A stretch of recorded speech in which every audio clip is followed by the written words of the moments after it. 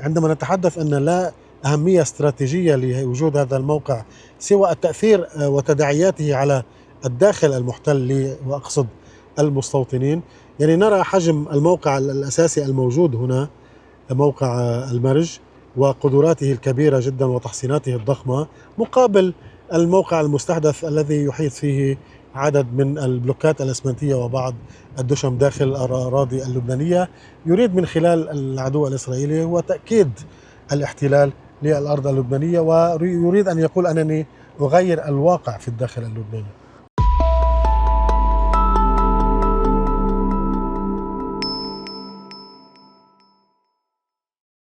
Hey everybody, this is Laith Marouf from Free Palestine TV, and we are in Ait al-Shab, right on the border of occupied Palestine.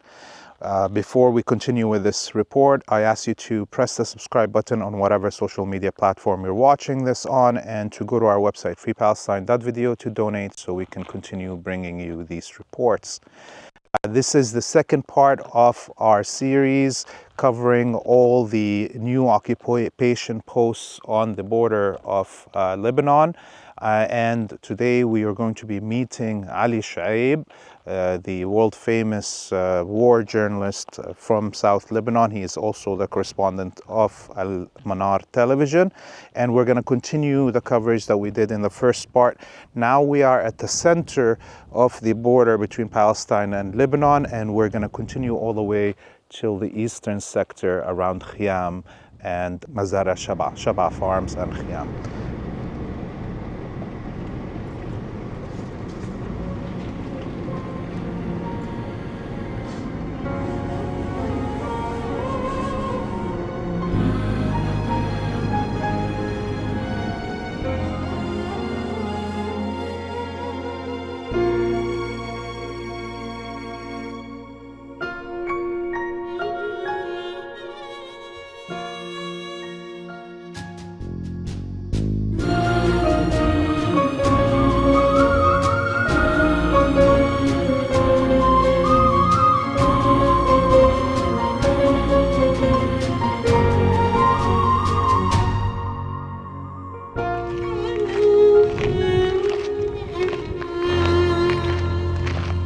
نحن هون بأطراف عيت الشعب. هذه الأطراف المدمرة بشكل عام، مثل ما شايفين ما في بيوت، ما في منازل. نحن مطلين هلأ على موقعين رئيسيين، موقع رامية ظهر الجمل بمحاذاة الجدار، وصولا حتى موقع الراهب اللي كمان محاط بالجدار. هذا الموقع مشرف تماما على كل هذه المنطقة. مثل ما شايفين هذه نقطة حدب عيتا، هذه نقطة للجيش اللبناني، أيضا دمرها الاحتلال الإسرائيلي.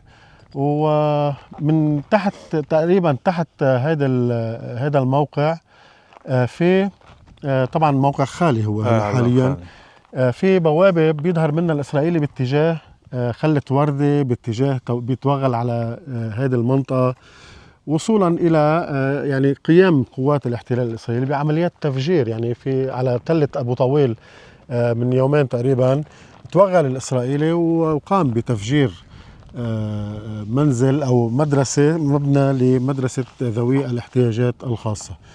وبالتالي نحن أمام استمرار للاعتداءات الإسرائيلية. يعني هلأ نحن عم نحكي هاي المحلقة فوقنا، ما بعرف إذا حاملة قنبلة، أي تحرك بيصير بهذه القرى الأمامية بيرموا عليهم قنابل صوتية أو أحيانا قنابل متفجرة على الجرافات، على الحفارات، بهدف تعطيل أي استمرارية للحياة أو أي يعني محاولة لبناء بعض المنازل بهذه البلدة، بمحاولة الضغط على الأهالي هون بمنطقة عيتا. يعني عم نشوف كمان موقع بلاط، هذا هو موقع بلاط من جهة عيتا. موقع بلاط هو إحدى النقاط الخمسة أو الستة المستحدثة داخل الأراضي اللبنانية. هذا موقع ظهر الجمل، ووراه دغري جبل بلاط مشرف على مروحين ومشرف على رامي ومشرف على عيتا الشعب وعلى كافة المنطقة الأمامية. الخرق الإسرائيلي ما زال مستمر، الاعتداءات الإسرائيلية ما زالت مستمرة. عيت الشعب وبقية القرى هي واحدة من القرى التي يعني تستمر قوات الاحتلال الإسرائيلي بالاعتداء عليها لتقول إن الحرب على لبنان ما زالت مستمرة. وللأسف في الزمن الذي يقول لبنان الرسمي ويدعي لبنان الرسمي إلى سحب سلاح المقاومة، كيف يحصل ذلك؟ هذا ما لا نفهمه نحن بالمطلق. يعني هذه الدشمة قلت لنا كانت هي للجيش اللبناني، هيدي موقع للجيش اللبناني حدب عيتا، وتاركين الجيش اللبناني مو عم بيدخلوا عليه لأنه محاذي تماما على الجدار، وقوات الاحتلال الإسرائيلي تتحرك في هذه المنطقة خارج الجدار الحدودي من أجل تنفيذ اعتداءات وتنفيذ يعني تفجيرات لبعض المباني هنا في بلدة عيتا الشعب. جبل البلاط هي الرقم الثاني، يعني إذا ما نجي من شرقي أو غربي، إذا ما نجي من الغرب موقع علم الشعب اللبوني هو الرقم 1، الرقم 2 هو جبل البلاط، الرقم 3 هو جبل الباط جل الدير في مقابل عيترون، وأيضا عندك موقع طريق حول مركبة اللي بنسميه الدواوير، هو الموقع رقم 5 أو 4، وعندك موقع مستهدف جديد قرب بلدة عديسي قرب مستعمرة مسقف عام، نصفه يقع في نقاط متنازع عليها، إضافة إلى الموقع السادس الأساسي بالقطاع الشرقي وهو تلة الحمامص التي تشرف على مدينة الخيام والمحيط. وفي مزارع شبعة وشبعة نفسها ما في شيء محتلينه في نقاط متحركة، يعني الإسرائيلي بيتحرك بمزارع شبعة دائما بشكل متحرك، وأيضا يقوم بتنفيذ سلسلة تفجيرات بالمنطقة ويستمر بقصف واستهداف رعاة المشي بالمنطقة.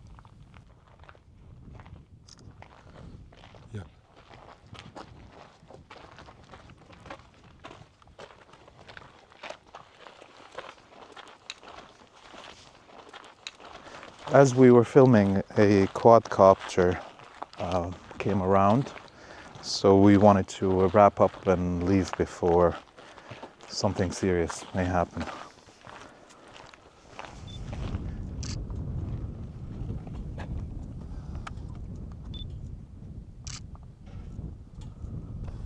علي احنا هلا بمارون الراس، هلا نحن بمارون الراس على تماس مباشر مع مستعمرة إفيفيم، مستعمرة صلحة، والموقع الرئيسي بجل الدير الإسرائيلي المتاخي من الحدود. لكن اللي عم نشوفه هلا قدامنا إنه الحدود هذه تخطاها العدو الإسرائيلي وتقدم نحو كيلومتر باتجاه جبل الباط. هذا هو جبل الباط. على هذا الموقع أنشأ إحدى النقاط الخمسة أو الست، وبالتالي هذا الموقع هو خرق للأراضي اللبنانية، وعم نشوف حاليا أنه يقام سواتر جديدة، يعني يقام عملية تحصين وتدشيم جديدة لهذا الموقع أسوة بالمواقع اللي اشتغل فيها خلال الأيام الماضية.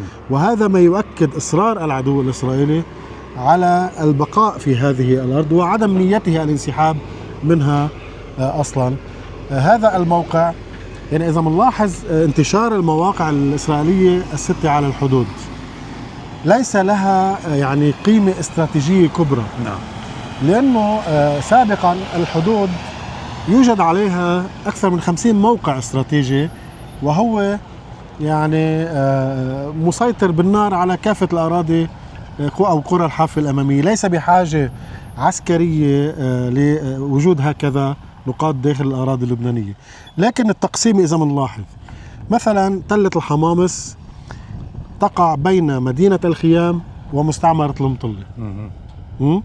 يعني هذا الموقع ليقول الإسرائيلي للمستوطنين أننا أمامكم ونحن ما زلنا أمامكم بين داخل الأراضي اللبنانية.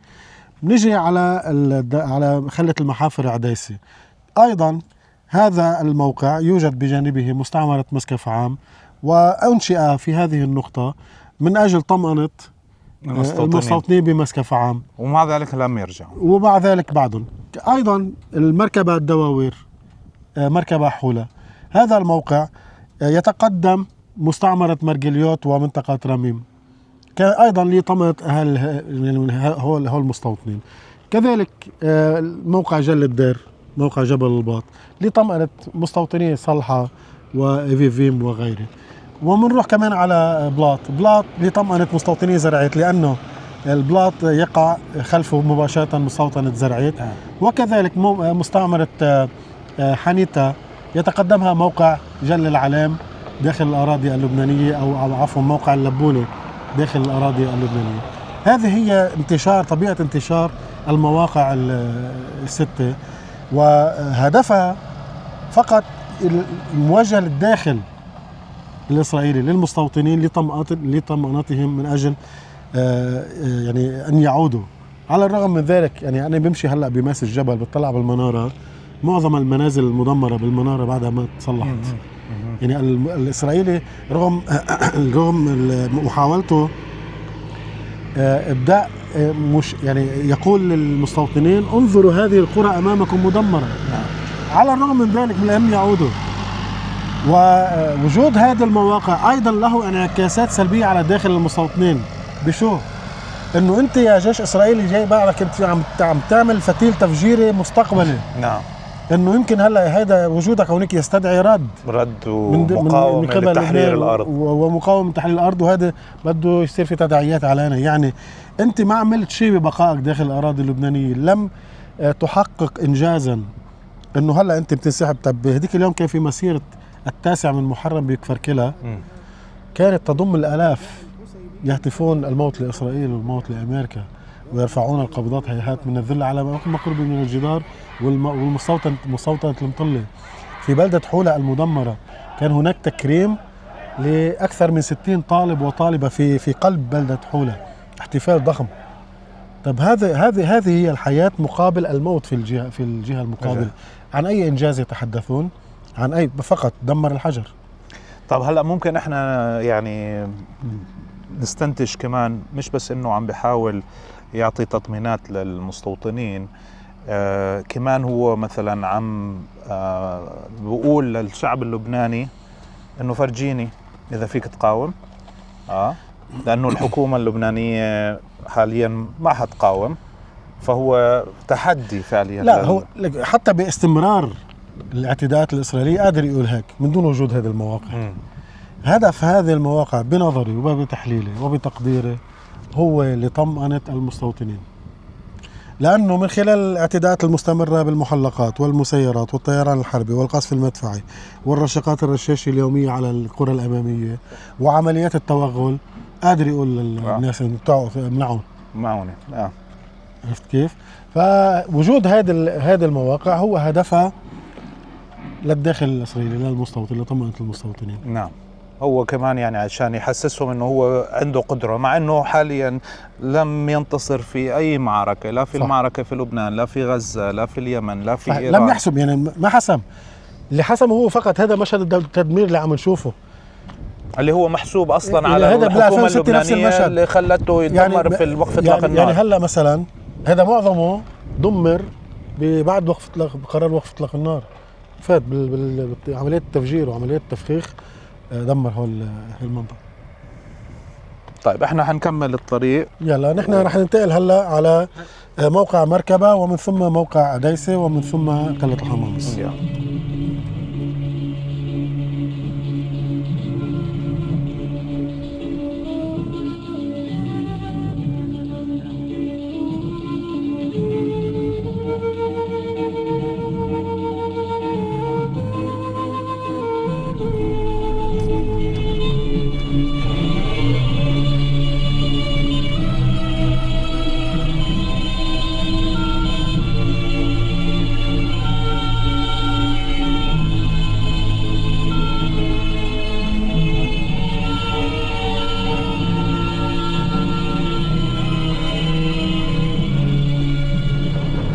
نحن هلا ونظرا لخطورة الوقوف أمام الموقع المستحدث يعني الذي يعتبر من إحدى النقاط الخمس على داخل الأراضي اللبنانية، عم نحكي عن هذا موقع مركبة حولة الذي يقع تماما على وسط أو بمحاذاة الطريق الذي تربط البلدتين.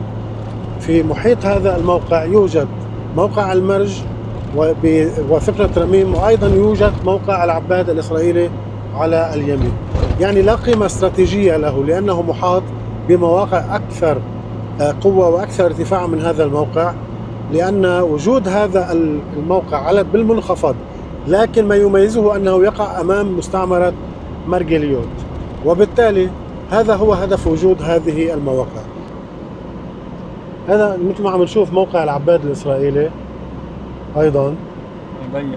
هذا الموقع المستهدف، قرب شوي، هذا هو الموقع المستهدف. العلم الإسرائيلي موجود، شفته هذا هو العلم الإسرائيلي، وهذا هو الموقع الإسرائيلي المستحدث على طريق مركبة حولة. لا يمكن الوقوف هنا لأن يعني بشكل سريع المحلقات تأتي وتلقي قنابل على أماكن الوجود. كما نلاحظ يعني على الموقع، هذا هو موقع المرج الإسرائيلي. نعم. وهذا موقع يقع على تخوم وادي هونين، وهو موقع رئيسي حدودي يعني عند الحدود. في الأمام أيضا ننتقل يعني باتجاه موقع المستحدث السادس الذي هو على اليمين، والذي يقع في منطقة خلة المحافر في بلدة جنوب بلدة عديس. يمكن الوقوف هنا. يلا خلينا نوقف. هذا هو الموقع المستحدث مؤخرا، يعني حديثا استحدث مربع زي هيك. نعم، يعني بلوكات اسمنتيه بالاضافه الى دشم. هو كبير جدا يعني.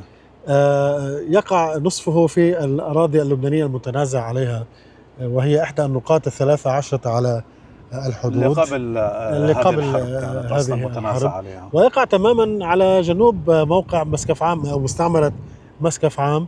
وهذه هي خلة المحافر، يعني كانت يقال لها خلة المحافر، وتقع جنوب بلدة عديسة. كما نرى أيضا يعني موقع المرج والذي يحاذي ثقنة رميم تقع بجانب هذا الموقع. لذلك عندما نتحدث أن لا أهمية استراتيجية لوجود هذا الموقع سوى التأثير وتداعياته على الداخل المحتل، وأقصد المستوطنين، يعني نرى حجم الموقع الأساسي الموجود هنا، موقع المرج، وقدراته الكبيرة جدا وتحصيناته الضخمة، مقابل الموقع المستحدث الذي يحيط فيه عدد من البلوكات الأسمنتية وبعض الدشم داخل الأراضي اللبنانية. يريد من خلال العدو الإسرائيلي وتأكيد الاحتلال للأرض اللبنانية، ويريد أن يقول أنني أغير الواقع في الداخل اللبناني. وهذه الطرق أنا شايف أنه حافرة جديدة. هذه طرق، لا، هذه طرق قبل الحرب. وهذه قبل الحرب بأسبوع تقريبا كان يحاول جيش الاحتلال الإسرائيلي أن يعني يصل حتى آخر شبر من الخط الأزرق ويمنع عبور رعاة الماشية والمزارعين باتجاه. والخط الأزرق هو هذا الخط. لا الخط لا. هو الذي يعني سواه قبل الحرب. نعم. العدو الإسرائيلي. وهناك هذه مش كمان هذه لا، هي طلعت العويضة. طلعت العويضة. العويضة عم يشتغلوا البريطانية، عم يعملوا موقع هناك.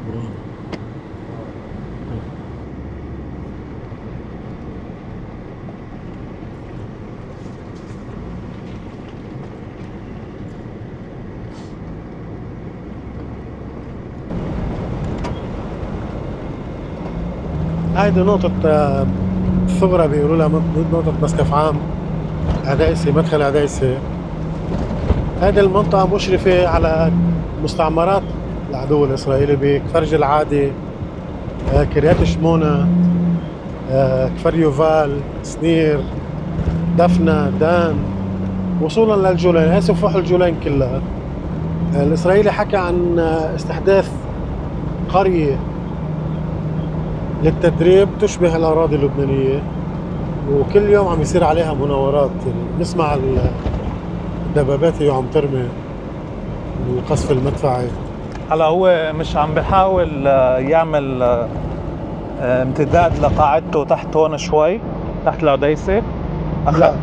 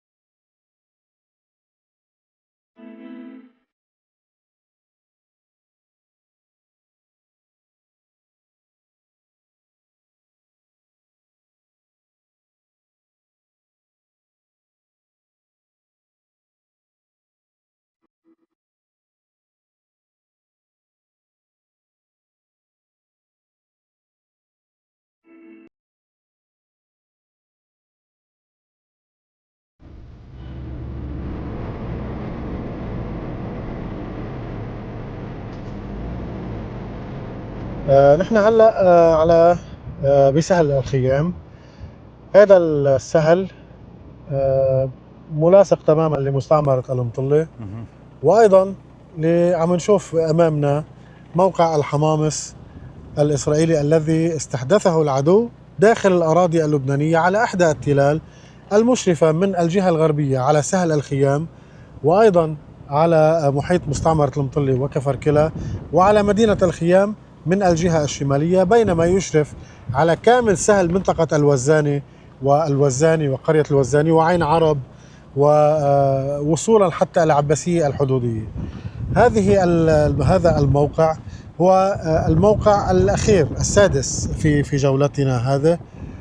كما نرى أن العدو الإسرائيلي يضع تحصينات كبيرة في داخل هذا الموقع، ونرى ربما أيضا إحدى الجرافات اللي كانت لا زالت تعمل على السواتر. العدو يواصل عملية تحصين وتدشيم هذه المواقع، بما يؤكد أنه سيبقى في هذه المواقع. بين فينة والأخرى هذا الموقع كغيره من المواقع، يعني في مركبة، في جل الدير، كل هذه المواقع خلال ساعات الليل تطلق رشقات رشاشة باتجاه كامل المحيط بعملية تمشيط يعني للمنطقة، خشية عمليات تسلل أو عمليات يعني استهداف لهذا الموقع. للمفارقة نرى آليات لقوات اليونيفيل الدولية تتحرك في المناطق التي يحتلها جيش الاحتلال الإسرائيلي. يعني هذه آلية لقوات اليونيفيل الدولية تتحرك على الطريق التي يمر عليها جيش الاحتلال الإسرائيلي للوصول إلى موقعه داخل الأراضي اللبنانية. وإذا لاحظنا في موقع مركبة، يوجد الموقع المستحدث داخل الأراضي اللبنانية عند جدار الموقع التابع لقوات اليونيفيل الدولية الملاصق أيضا لطريق مركبة حولة. كيف يحصل ذلك؟